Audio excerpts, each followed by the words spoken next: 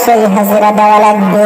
ওই দিন যদি তোমার নেক আমল যদি শূন্য থাকে, আল্লাহ তাআলার সামনে বলেন আপনি কেমনে দাঁড়াইবেন? কিয়ামতের দিন আল্লাহ তাআলা তো আপনার হাতে নেক আমল দিয়ে দিবেন। নেক আমল দেওয়ার পর আল্লাহ তাআলা বলবেন, ইকরা কিতাবাকা কাফা বিনাফসিকা আল-ইয়াওমা আলাইকা হাসিবা। হে বনি আদম, তুমি তোমার আমলনামা তোমার হাতে দিয়ে দিয়েছি, এই আমলনামা তুমি পড়ে পড়ে রেজাল্ট দাও। এই রেজাল্টটা তুমি দিয়ে তুমি এবার হিসাব কিতাব করবা, তুমি জান্নাতের মালিক নাকি জাহান্নামের মালিক। যখন আল্লাহ তাআলা আপনার হাতে আমলনামা দিয়ে দিবেন, দিয়ে বলবেন, ইকরা কিতাবাকা কাফা বিনাফসিকা আল-ইয়াওমা আলাইকা হাসিবা। তুমি তোমার আমলনামাটা পড়ে দেখো। তখন ওই বান্দা আমলনামা হাতে নিয়ে দেখবে, যদি তার কপালটা ভালো হয় সে তো দেখবে আমার এই আমলনামায় নামাজ আছে, রোজা আছে, দান সদকা আছে, ভালো ভালো নেক আমল আছে। অতএব গুনাহের যখন পাল্লা যখন দেখবে তখন দেখবে না এর ভিতরে কোনো গুনাহ নাই, সে হাসতে হাসতে জান্নাতের মেহমান হয়ে যাবে। কিন্তু যে ব্যক্তির কোনো আমলনামায় কোনো সওয়াব থাকবে না, নেক আমল থাকবে না, ওই ব্যক্তি যখন তার নেক আমল হাতে পড়বে, নেক আমলের পৃষ্ঠা উঠবে, দেখবে এক ওয়াক্ত নামাজ নাই, এক ওয়াক্ত রোজা নাই, একবারও মানুষের কোনো দান সদকা নাই, কোনো নেক আমল নাই।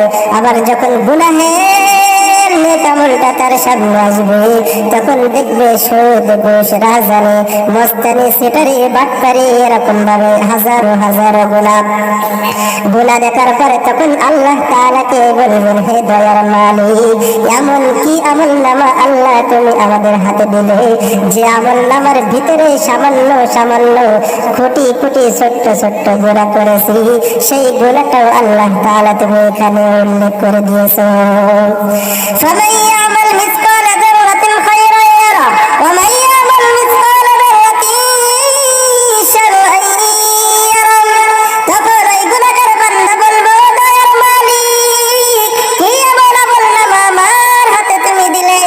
কোথায় চুরি করে বাগানের ভিতরে, কোথায় একটু বিড়ি খেয়েছি, গাঁজা খেয়েছি, কোথায় একটু চুরি করেছি, সামান্য সামান্য যা কোনদিন এটাও অন্যায় ভাবে মনেও করিনি, অথচ আজ এই শস্য দানার মতো এমন গুনার ছোট ছোট জিনিসও এই আমলনামায় আল্লাহ তুমি তুলে দিয়েছো।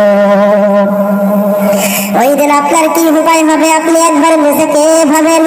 এই জন্য ভাইরা আসেন, আল্লাহ তাআলা আমাদেরকে যে জন্য সৃষ্টি করেছেন নেক আমলের জন্য, এই আল্লাহ তাআলার প্রতি ঈমান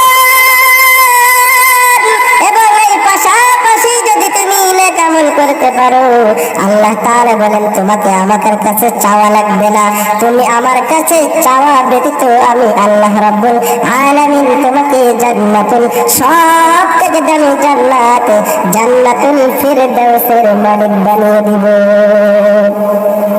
ওই দিন যদি আপনি শূন্য হাতে আল্লাহ তাআলার সামনে দাঁড়ান, তাহলে কি উপায় হবে? হাসরের ময়দান হবে এমন কঠিন, আজ এখন তাকিয়ে দেখেন দুনিয়ার বুকে সূর্য 9,30,00,000 মাইল করে, ওই সূর্যের 12টা মুখ আছে, একটা মুখ হলো জমিনের দিকে দেওয়া।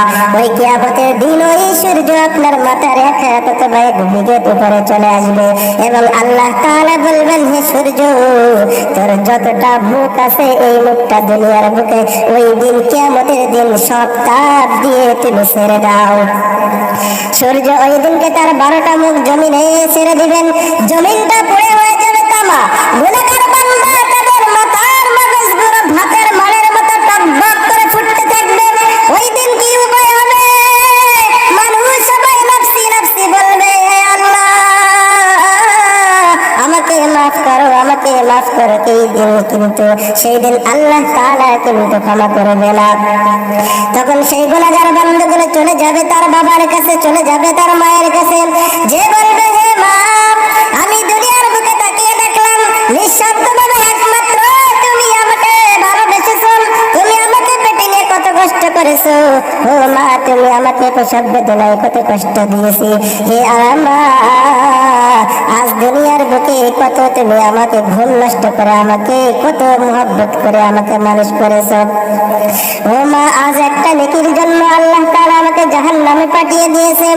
ও মা, একটা নেকি আমাকে দাও, যে নেকির বিনিময়ে আমি আল্লাহ তাআলার কাছে আছে যে আল্লাহ তাআলার কাছে বলতে পারবো যে একটা নেকির বিনিময়ে আল্লাহ তাআলা আমাকে জান্নাতের ফয়সালা করে দিবে, তখন ওই মা বলবে, হে সন্তান, তুমি যে আমাকে সন্তান বলে দাবি করতেছো, দুনিয়ার বুকে তো আমার কোনদিন বিয়েই হয়নি, তাহলে তুমি আসলে কোত্থেকে?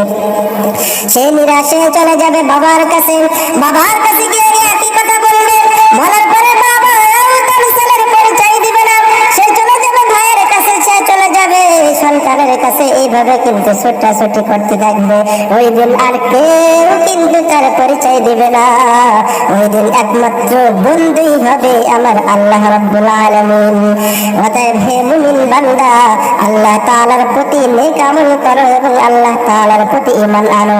যদি ঈমানের পরে নেক আমল করে তুমি তোমার জীবনটা পার করতে পারো, ওই ঈমান এবং নেক আমল তোমাকে জান্নাতের মেহমান বানিয়ে দিবে।